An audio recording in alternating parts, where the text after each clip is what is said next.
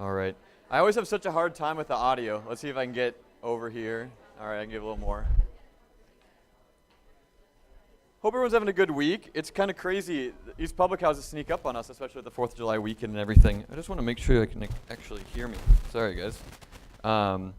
Doing this with one person, as you know, as I complain about every week, is really difficult. So I should find someone else to be my sound engineer. All right. We're going to talk a little bit about actual in-store physical retail footprints, and we're talking a little bit about that, and I'll explain a little bit why that's so important here today. And today is actually a holiday. It's July 11th. It's interesting. I don't know why we're all at work. We should put this on the holiday calendar. Does anyone know what day it is today? Hey, it's Prime Day. It's not a public house if we don't talk about Amazon. Prime Day has seen 3x increase over the last few years, which is crazy to think. So Prime Day is quickly approaching Black Friday. Not quite there, but it's a pretty big deal. So if you have not jumped on Amazon yet today, it's important that you do because there's a lot of great deals.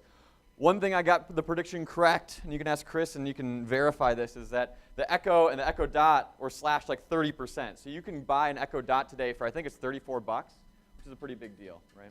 So we'll work on it. The other interesting thing is that if you actually order through your Echo or Echo Dot, it's even bigger discounts. So if you actually say, hey, Alexa, tell me the deals that are going on today, she's going to be able to tell you the deals, and it's actually going to be better than what you're actually going to get if you actually go online, which is crazy to think.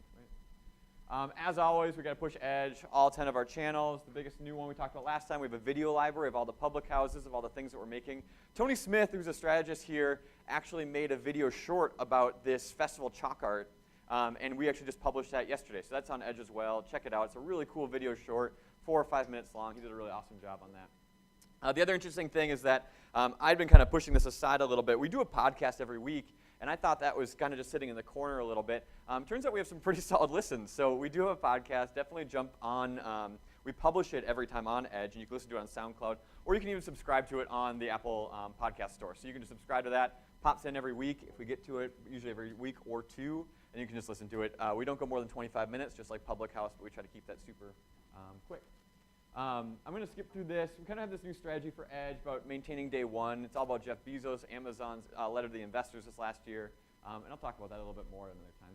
So, the Amazon team, we've created this Amazon team. Now we have 6 people involved from across the agency. We've actually created a Periscope store on Amazon.com. And the big thing about this is that we're seeing our clients have a huge having a huge impact on our clients. We're seeing more and more people jumping on Amazon. We're seeing more and more clients looking to this as a vital resource, and as an agency, as we're representing these people, we need to know what's going on Amazon Seller Central. So we built a store for ourselves. There's only 6 people who've raised their hand and want to include this. This is paid for by Periscope. We have products. We're paying for this.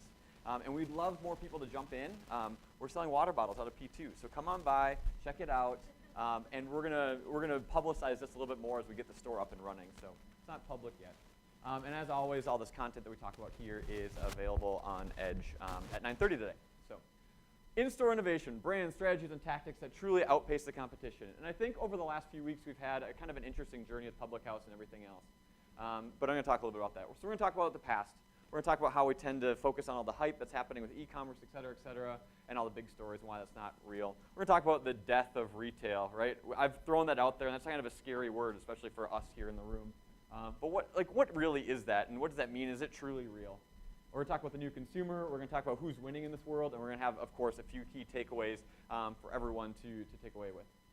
So, what's our current state near and far?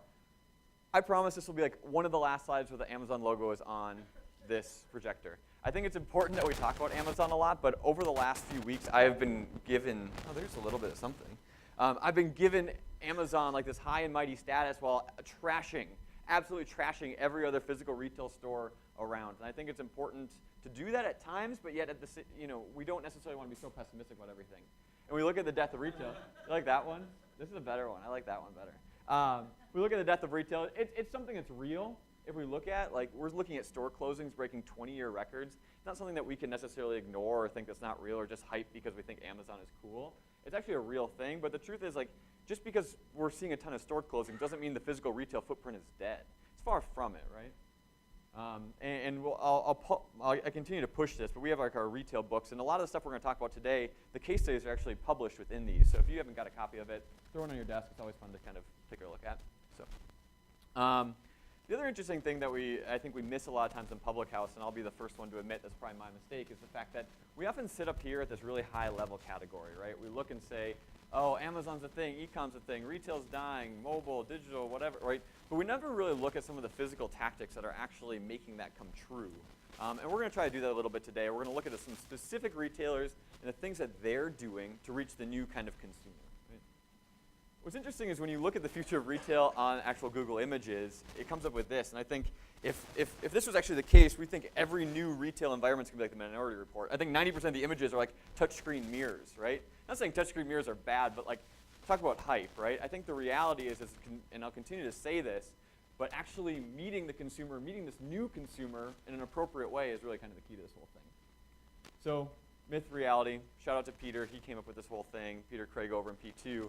But we have this myth that like retail is dying. I talked about this. But I think the reality of this whole thing is that traditional retail is dying. If we go even further, we look at like static retail is dying, right? So if retailers aren't changing, if retailers aren't looking to what's new and different and quickly moving and to take advantage of those changes, those are the retailers that we're seeing are truly dying, right?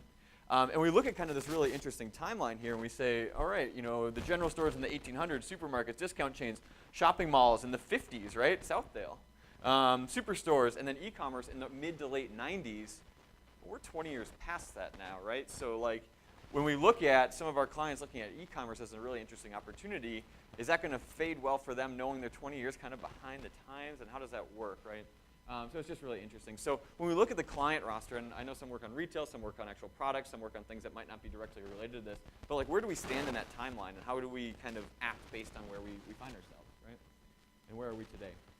So we know some of our big clients and some of the retailers that are in the world are having a really hard time. There's no justifying, or not justifying, but there's no getting around that, right? Specifically some of the big box ones, right? You look at these three and you're like, oof, that's hard, right? JCPenney, Macy's, and Sears. But even look at Walmart, right? Looking at Walmart as being one of the #1 competitors in this new retail landscape, purchasing Jet for a cool $4 billion, right? But they're still not doing that awesome compared to some of the major e-commerce giants, right?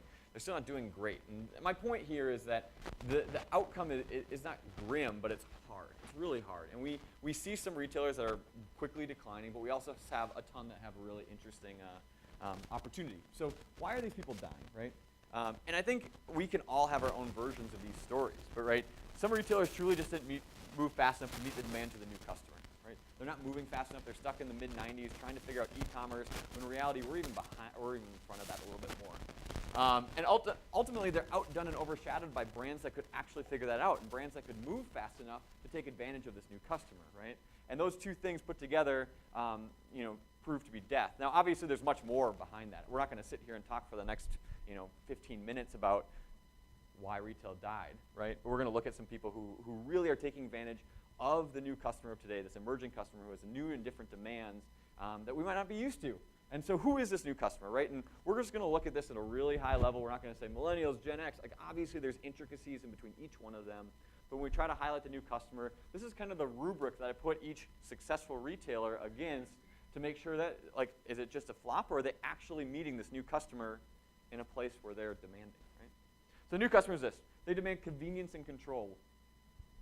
They need it now, for me mindset. So the two up here, they want to buy things when they want, where they want them here now, and they want them personalized and customized to add as much value as possible. And you can start making some comparisons to the A word, and we're not going to talk about it too much, but like how great they've been able to do even those first two things. They're experience-driven. Rewind 4 weeks. We did this whole experience-driven thing. The new customer is more even about the experience of the actual product and the product itself. They're value and not necessarily cost-centric. So you see the race to the bottom, and you see some really successful retailers like Dollar Tree really matching some of the cost-driven users. But overall, the new customer is more value-driven. Like, how is this product going to truly be of value? I don't necessarily need the lowest cost, but I want something that's going to be of value, right? And then truly we're having a diminishing trust in brands. Now each one of those things we could have an entire 20-minute session about, right? We could talk about this diminishing trust and saying we don't really care about name brands anymore because one, they suck, they're not transparent enough. Truly the generic brand is just as, we can go on and on and on. But I think the truth is like these 4 or 5 things are some of the most important. And we're ultimately really selfish. Like all of us are part of this new consumer, but you look at those 5 things, right? You look at saying, all right, we're going from like customer service we're expecting from brands to more of like we expect a VIP experience. We're looking at sales associates. We expect them to be product experts. We We look at things that are out of stock as an incredible inconvenience, because where we like to shop, everything's always available. We look at information silos, more like knowledge networks, and we look at intuition-led, but we need to be more data-driven, right? And those are just some interesting things that the new customer is forcing the change within the industry, right? So we're incredibly selfish. And you look at the successful retailers, and you say, oh, well, duh, right? You look at Jet and Dollar Tree and Alibaba as being incredibly successful because they've been able to truly hone in on that. But the other interesting thing is that we can talk about e-com giants all day long, and even Dollar Tree's up there. But we're also seeing some brands be incredibly successful in retail as well, right? You look at Nike and Warby Parker and Victoria's Secret and Under Armour and Nike. Now, each one of them have their own struggles they're going through. Don't get me wrong, and I'm not an expert in the history of each one of those brands. But when we look at retailers who are trying to figure out and who are having some success within the physical retail footprint, you look at these guys, and ultimately they're augmenting their online in some way, shape, or form. And you look at these digitally native brands are going offline at a much more successful rate than the native retailers going online, right? So you look at some examples like Warby Parker, started online, incredibly successful retail space. That's just down the road in North Loop. If you haven't gone to Warby Parker in Ascov, you definitely should. It's a really interesting experience, right? Bonobos, minus the Walmart acquisition, that's a whole other thing, right? But once again, that's Minneapolis. This is North Loop. This is the North Loop store. Online retailer, went offline, incredibly successful. Harry's, right? Online razor company, now showing up in Target, right? So they're able to put a footprint in actual Target stores and become incredibly successful by taking an online strategy, bringing that brand that they've gained online and bringing it into the actual Target store. And they're being incredibly successful at it. You look at Warby Parker and the top 5 physical retailers by sales by square foot. It's insane. Warby Parker is right up there next to Apple, right? Apple selling $3,000 laptops in tiny stores in Uptown, right? It's incredible to think about that. So we also see this interesting thing defining retailers. And as I was making this presentation, I was kind of, what is a retailer? Is Nike a retailer? Yeah, the brand. So we see this idea of products are becoming brands are becoming retailers are becoming products and brands, and ultimately everyone's coming into the home. And you look at examples of that. You look at Casper mattresses. All of a sudden that became a brand. You look at Warby Parker, who was a brand, and they ultimately became a retailer. And you look at retailers like the Thrive, and they're ultimately making products and brands coming together, putting that all into one, coming into the home through things like Amazon and Google, et cetera, right? And we look at the growth rate of these things. So we look at Warby Parker, and we're not necessarily saying, wow, we can't really compare Warby Parker to Nike or Apple or these really instilled brands that have been a foundation of our world for a really long time. But you look at the ability for them to grow, and it's incredible. So we look at the $100 million annual sales in under 5 years. Well, you take that comparison to some of the biggest brands. It took Nike 14 years, Lululemon 9 years, and truly Under Armour 8 years. And you're seeing brands like Warby Parker and those guys being able to grow at an incredibly fast rate. And part of that is moving into physical retail. Part of that is having a physical retail strategy. It's obviously the juggernaut online, but they're looking and saying this is incredibly important. Right? So how are brands truly winning today? And I pulled a couple case studies that we're going to go through really quickly today of brands that are doing this really well. But I wanted to put a little more rigor behind it to say, all right, we can show some fancy videos and we can show some really awesome retail landscapes and some fancy photos, right? But how are we extracting the insights we took from the new and emerging consumer and applying them to those new retail experiences, right? So for each one of them, we're going to put a bit of a rubric behind each one of the case studies. We're going to look at how they're scoring for convenience and control, the customization and the need it now mindset. We're going to look at how they're being experience driven, look at how they're instilling value, and we'll look at how they're diminishing the trust or they're acting on this diminished trust in these brands. Now, everyone I show you isn't going to be able to cover all 5 of those. And I think if you probably would stretch those case studies, you could probably make a case for each one of them. But you'll see within some of the case studies, others pop more than most, right? And so you're seeing, and I'll get into it, I won't ruin any of it. The next few slides are the case studies, and they have a ton of text on it. We're not expecting to read the text, but the hope is that if you think a case study is important to your client or just want to read more about it, you can download the PDF, get the keynote, et cetera, and the sourcing's on the bottom as well. So if you want to look more into it, definitely dive in, but don't be intimidated by the amount of text on the brand. But you look at Under Armour. Under Armour, this is in 2011, right? So we're looking at 6 years ago, jumped into the Asian markets with their first type of retail experience. The retail experience was kind of small. It's only about 2,200 square feet. But the point of it is that 80% of the whole retail environment didn't actually have products in it. They looked at only 20%, but it was more of an amusement park, more of an amusement ride. They used a sensory deprivation chamber. I practiced that one, right? And they outfitted this entire room that was incredibly blacked out with huge LED screens. And I think the video speaks for itself, so it's a quick 1.5-minute video.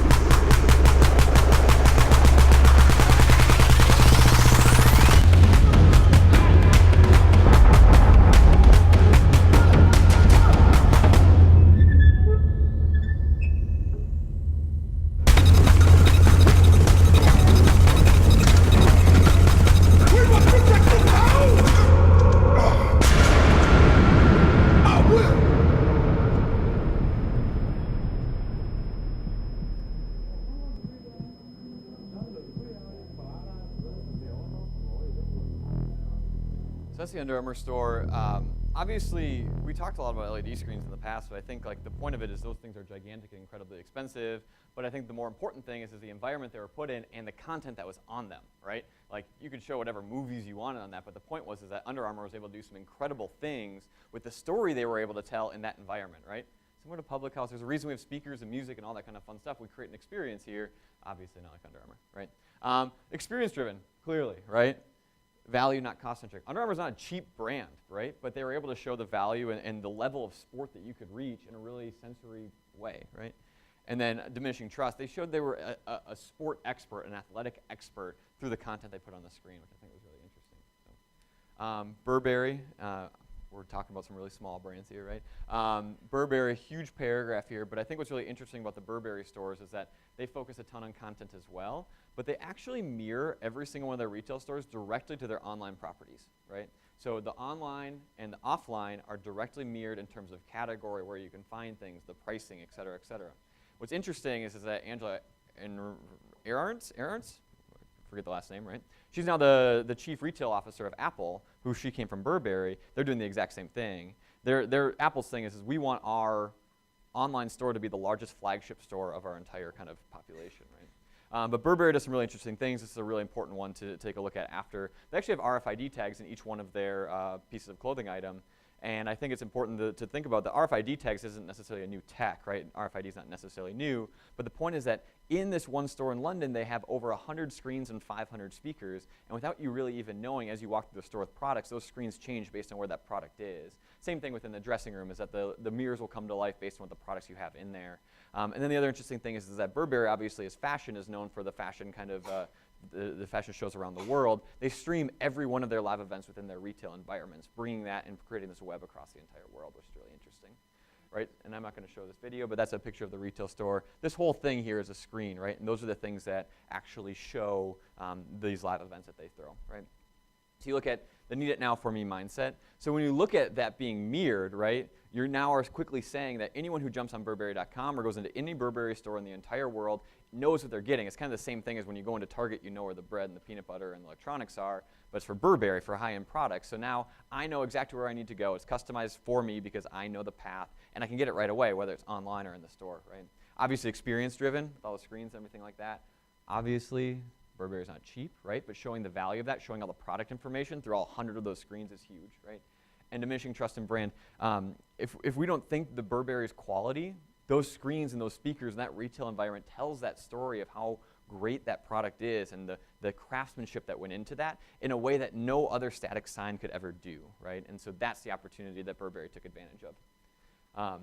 True Religion, I'm going to cruise through some of these just because of time. True Religion staff in some of their stores actually wear Apple Watches like this. And when someone walks into the store that actually has a True Religion app on their phone, the preferences from that application get transmitted to the employees' watches so that they're able to pull product for that customer and interact for that customer without necessarily having to look at a gigantic tablet, right? That also gives you live inventory data, preferences from color, et cetera, et cetera. But think about like an incredibly smart CRM, but also transmitted right to the employees for them be able to customize every single purchase, right? So you look at the need it now for me, talk about customization, right? Value, not cost. True Religion, not cheap, but you're providing value through that employee interaction, which is interesting.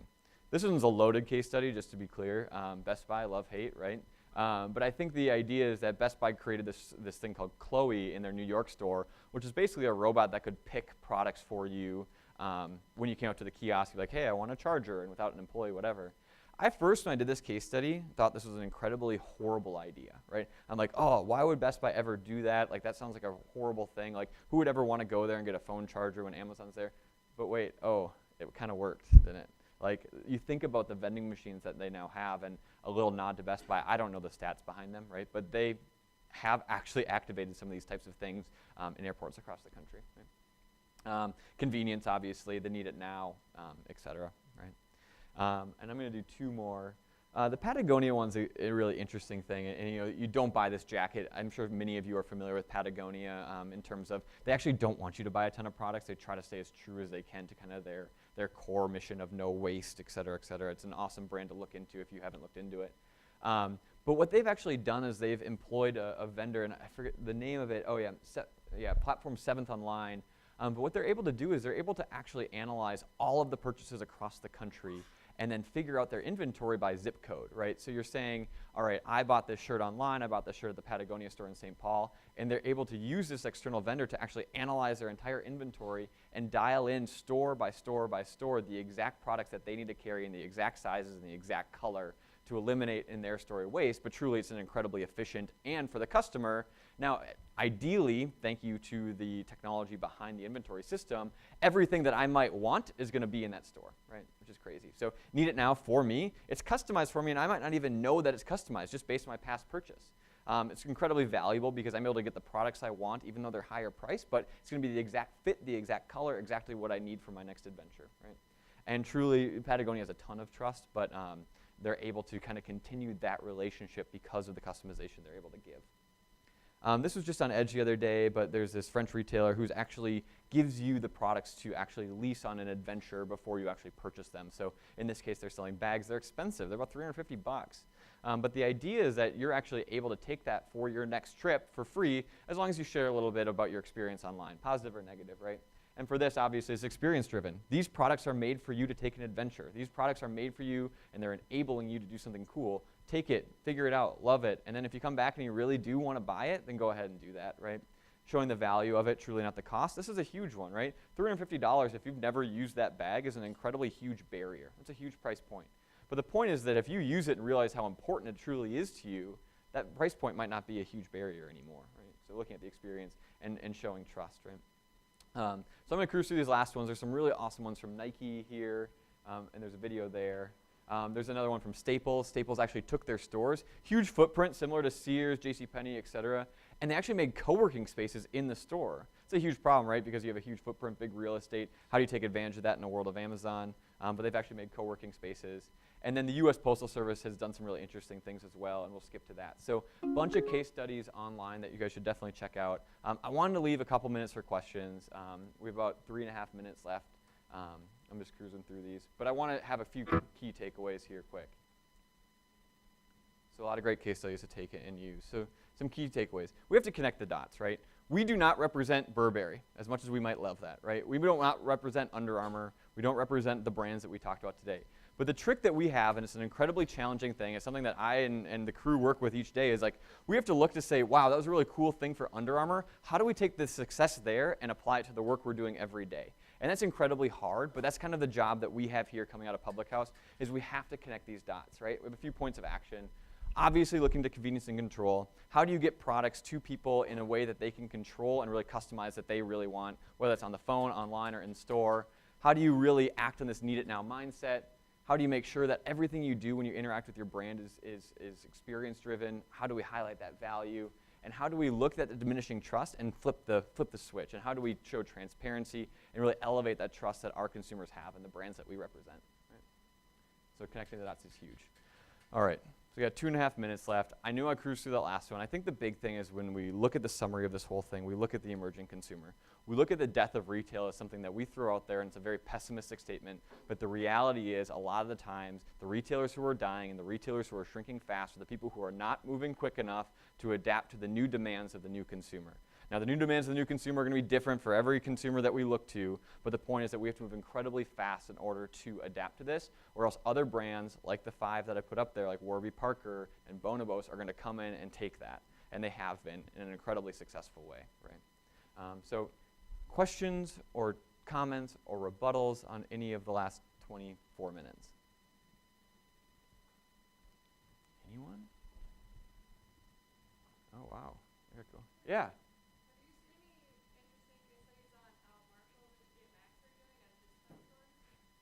No, but they're doing well, right? Do you know anything about it? Well, that's awesome. That's an interesting thing to look at. I wonder if, is it the value? Like, I wonder if that's like, if they're looking at the value of this and saying, you know, like the cost is low, obviously. So value is, what's the equation? Is value is cost times, you know, benefit or whatever that might be. But I think the cost is incredibly low. But the other thing is that it's probably showing an incredible amount of value, right? And it's probably kind of a fun experience to go there too, because you're finding and you're looking and you're finding those deals that are so important to that, which I think is, that's fascinating. And no, it's a great case study to look into. Huge footprint too, big challenge, right? That's awesome. That was a great point. Yeah, Jim. So one of the things I've been watching is certain areas in the cities, IV is coming in and transforming pretty much dead retail Totally. Real estate. Yep. There's a Kmart up in New Hope. Mm-hmm. Had like 3 cars in the parking lot, 1 checker. Yeah. And now they have completely transformed that. So now it is the city center. Totally. New Hope. Yeah. And it's just like amazing to me to see that. I mean, just what is in place at Hy-Vee that was not in place at Kmart. Right.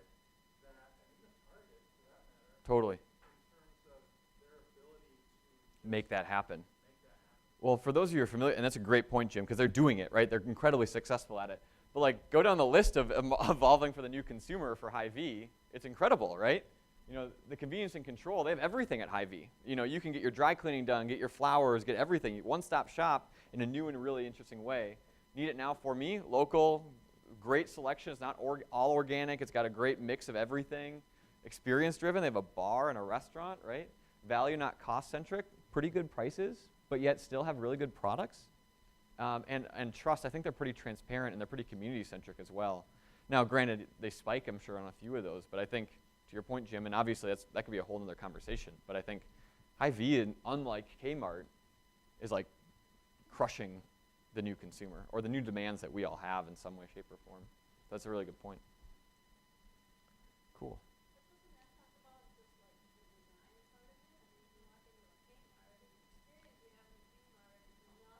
Totally.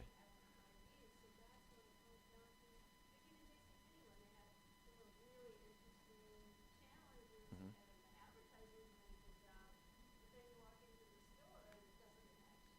Sure.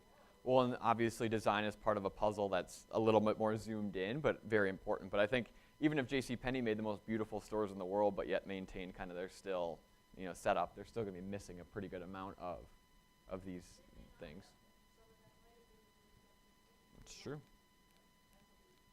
Totally. No, it's valid. Very valid. Yeah, Jim. Just one more thought. Totally. A lot of these ideas, I think, are, we might look at them and go, wow, could we ever do that? Could our clients ever have an appetite for that? But Right. bringing it down to their level. But at the same time, I think that we're moving ourselves to imagine that we propose this to a client one time and they say no, or we don't have enough money, and then we say, well, see, we told you they wouldn't buy it. I mean, it's Right. going to take like 50 times. Mhm. Like we have to be very resilient. Yep. We don't take no for an answer. Don't take no for an answer. Completely. Being able to plan and strategize, just like water coming down a stream. Yep. There's a rock around it, over it, and if we don't do that, then we're not gonna. That's totally. Yeah, I was working with a team yesterday about that, where they were worried about the client saying no, too expensive, which I know we deal with every single day, and you guys probably deal with it more than I do. But I think it's also having those conversations, never stopping, but queuing them up in the right way, right? We didn't just say, hey, Under Armour's got these cool screens and they're awesome, and look at this video, right?